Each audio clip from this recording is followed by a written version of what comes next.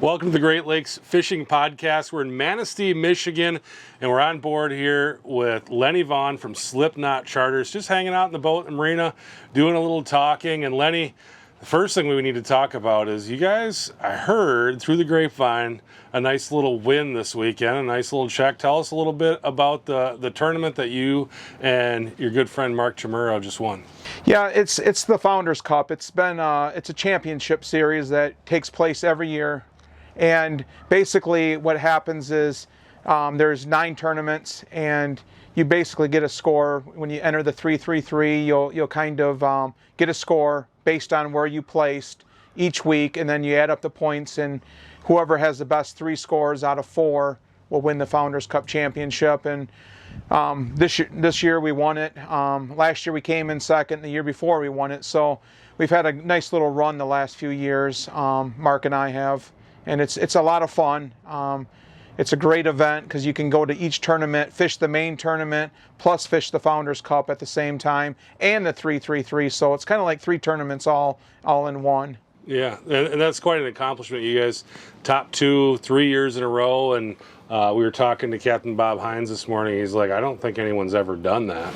Yeah, it's the first.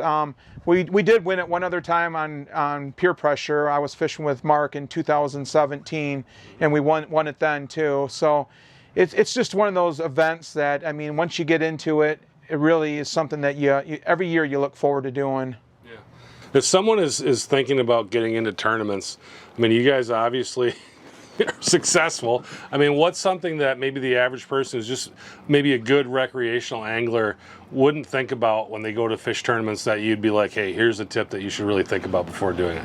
Well, the great thing, and I tell everyone that, you know, I talk to, come across, that, like you said, the guys starting out, is the 3-3-3. You don't have to fish a main tournament at each port. You can just get into it. You can catch your 3 biggest fish over 2 days. So really anybody can get into it and feel confident, hey, I'm going to catch 3 fish over 2 days, and I have a chance, because you're running the same rods, 9 rods over those, just like all these big charter boats, the captains, you know, all the pro boats. You have basically a level playing field that everybody can get, you know, on board with it, and there's not as much stress, you know, fishing a tournament like that format. Well, tell me about, like, what would be a tip you could give someone who's a first-time tournament angler that maybe has just been out there rec angling for a while, and they're like, I want to do a tournament. Like, what would you tell them? Like, here's a chunk of advice I would give you to be successful. Yeah. What I would say, the major and the biggest tip is, if you're going to fish a tournament, pick a port and fish that port. You know, pre-fish it for 3 or 4 days before the tournament, or, you know, a couple weeks before, even if you're only doing it a couple times a week. Learn that port, and then that way you can feel confident where you're fishing, you know, in that port, the water, you know, the lay of the land, and you know kind of how the movements of the fish are. So if you're going to get into it, just make sure you have, you know, some experience fishing out of one of those ports before you actually, you know, fish in a tournament. Yeah. You've got an awesome setup here right in downtown Manistee. Tell folks just about, you know, if someone's never been to Manistee, what can they expect if they pulled in here? Manistee is, I mean, one of the historic towns on all of Michigan, the whole lake. We have a really, really great river system here, and we're the only port that has 2 rivers that run right through the heart of Manistee. We have the Little Manistee, the Big Manistee. The Little Manistee is where they get all their eggs. They have a weir there. So they plant that river every year. And then the Big Manistee has a great wild population.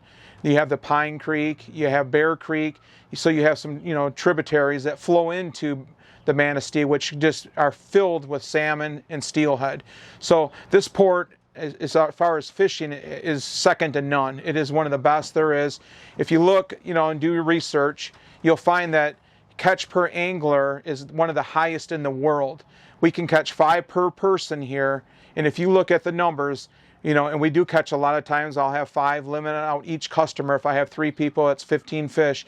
There is no place in the world you can go to that you can catch 15 fish on a day anywhere in the world. So that has a lot to say about, you know, Manistee itself. And then the downtown, I'm pretty much slipped right here at the Manistee Inn and Marina. You have bars, you have restaurants, you have just all kinds of historic downtown places to shop. I mean, you have hotels within walking distance. You can take a family here and make a vacation or a weekend of it and just nonstop doing something. So the town is just remarkable. It's a little hidden gem. I have tons of clients that will fish with me and they'll come back here and retire here. The longer you do it, you see a lot of people saying, this is a place that I want to live here. I don't want to just visit here. I want to live here. Yeah. Tell me a little bit about how the fishery sets up as you're heading out. What does it look like? When are you dropping lines? How far are you going out? What's it look like? Is it a gradual drop off? Is it steep? What's it like out on the lake? Yeah, when you go out of the harbor, the first thing you're going to realize is we have a deep port. This is a shipping channel, so it's basically 25 to 30 foot deep all the way out. So they dredge it. So it's a deep channel. When you go out into the lake itself, all that silt and stuff over hundreds and thousands of years has basically made a big shape, more like a half circle. That all that sediment has gone out into the lake and it's settled. And so we have a shelf that runs all the way from Ludington, the Big Point Sable, all the way up to Frankfurt. And that is like a structure out there where you have that half circle that flows out. And so it creates a shelf out there that kind of like goes out and it kind of pins the fish in there. They stop there. They got the scent from the river. This is the last big river system to the north in Michigan. And so we have a lot of, zooplankton that comes out. This is like a main artery. And so it's just a big basin until it hits the shelf. But once it hits the shelf, it drops off drastically and it'll go out to 500 feet within 2 miles.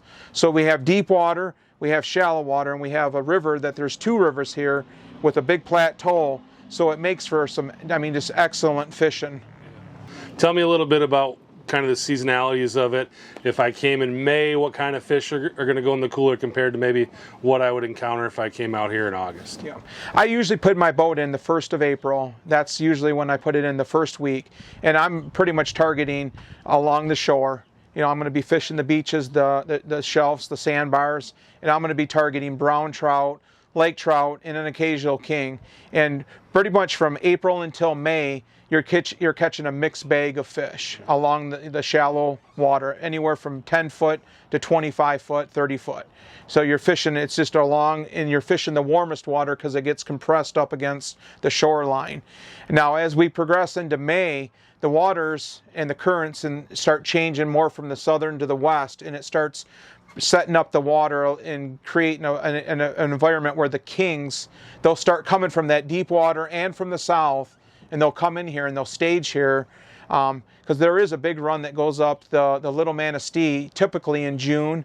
So those kings will start showing up here throughout the whole month, and then you get transient kings that are just filtering through. And like I said, when they hit all that warmer water from the Manistee River and all that bait fish that sets up here, it sets up for some of the greatest spring fishing out of any of the ports in the month of May.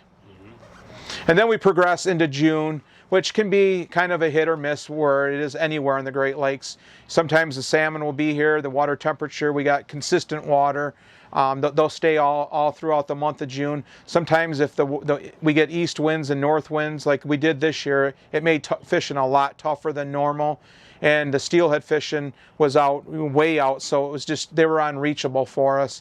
You'd had to go out 30 miles, and it just economically, you can't do a trip running 30 miles. And then we get into July when they start staging up, and then all of August. It's just all kings. Very good. Tell me a little bit about your boat here. You got a 31 Tiara, and this is a boat that's real popular. What does it mean to you? I mean, the fishing platform on a 31, for chartering, that's what I do for a living. 365 days a year, I charter. And I'm on the big lake 200 days a year, at least, doing charters. So you got to have a platform, a boat that your customers feel comfortable on. It's stable. It's roomy. It's one of those boats, when I got it 5 years ago, I got really lucky. I found it. There was a gentleman that passed away, and his son had it, and it was sitting inside a factory, the guy's factory, for 18 years, and it never even seen sunlight. So it only had 300 hours on it. So it was kind of like finding a 68 Mustang in a barn. It was brand new, basically. So I put on in the last 5 years, I put 2,700 hours on this boat. So this is a boat that you can work. You know, it's a work machine. It's got 454s in it. And I mean, it gives you the power for tournament fishing and for taking out guests. Yeah. Well, congratulations on that tournament win. Anything else that you want to talk about before we wrap up with you? No, I mean, the biggest thing about, you know, being a charter fisherman and, you know, doing it every day, you got to have a desire, and it has to be in you. You know, if so many people, my clients are repeat customers, and you get kids that grow up, and next thing you know, they're adults and they go off to college, and, you know, they're getting married and stuff. And the charter fishing industry, it's just as much about the people it is the fish that I found. If you enjoy the people and you can give them one day out of the year that they come together and come out and catch fish, it just makes it an enjoyable, you know, career to be, you know, a charter fisherman. Yeah, awesome. People want to find out more about Slipknot Charters, how to get a hold of you. If they want to book you, how do they do it? Slipknotcharters.com. You can find me on the internet, or you can just give me a call. I'm on Facebook. I got Slipknot Charters on Facebook, or Lenny Vaughan on Facebook, and you can get a hold of me. That's the best way. Yeah. This is a guy that a lot of charter captains in this area say he's the man. So if you're looking to go fishing with the man in the area, it's Lenny Vaughan with Slipknot Charters. Well, thanks for talking with me. Man, appreciate it. Appreciate you